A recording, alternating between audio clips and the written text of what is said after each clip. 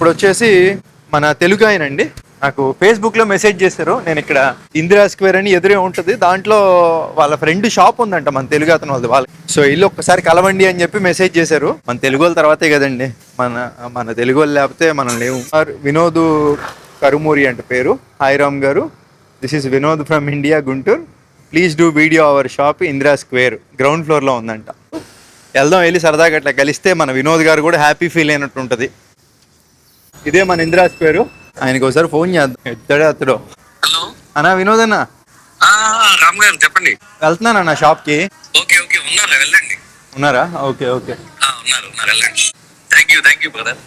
ఊరుకోండి అన్న, మన తెలుగు వాళ్ళ కోసం ఏముంది దాంట్లో ఏముంది.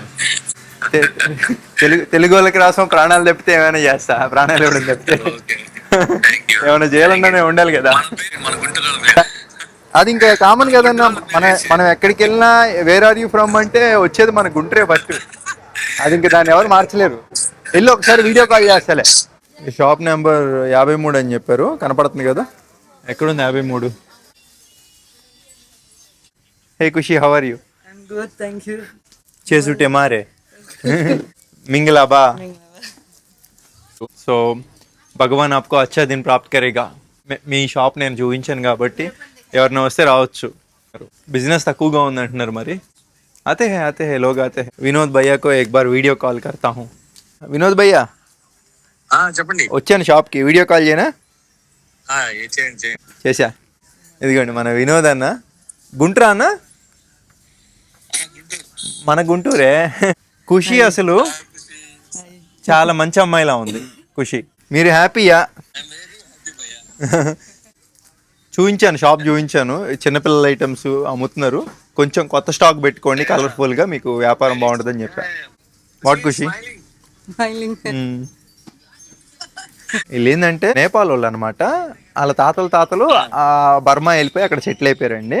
ఇంకా బర్మాలో అక్కడ సిచ్యువేషన్లు అన్నీ బాగాలేదు కాబట్టి వాళ్ళంతా ఇక్కడికి వచ్చి ఇంకా ఇట్లాగా బతుకు తెరువు కోసం ఇట్లా చేసుకుంటా ఉన్నారు. ఇట్లా చేసుకునే క్రమంలో ఏంటంటే మన భారతీయులంతా ఇక్కడికి వస్తే ఏంటంటే మన ఫేస్ కట్లతోనే ఉంటారు కదా వీళ్ళు, కాబట్టి కనెక్ట్ అవుతామండి. అదొకటి. నేపాల్లో ఉండే వాళ్ళు హిందీ మాట్లాడతారు కదా, వాళ్ళ తాతల నుంచి బర్మాలో ఉన్న దరిద్రం ఏంటంటే మన తెలుగు వాళ్ళు తెలుగు మర్చిపోయారు.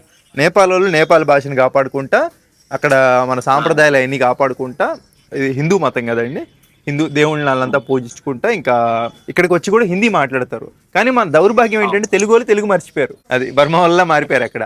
సో వీళ్ళు అలా కాపాడుకుంటా ఇక్కడికి వచ్చి చేసుకుంటున్నారు. మన భారతీయులు ఎవరిని వచ్చినప్పుడు బాగా కనెక్ట్ అవుతారండి, మంచిగా మాట్లాడతారు. కేసే హో భయ్యా? అచ్చా, మళ్ళీ కలుద్దాంలే, పక్కనే ఉంటాగా.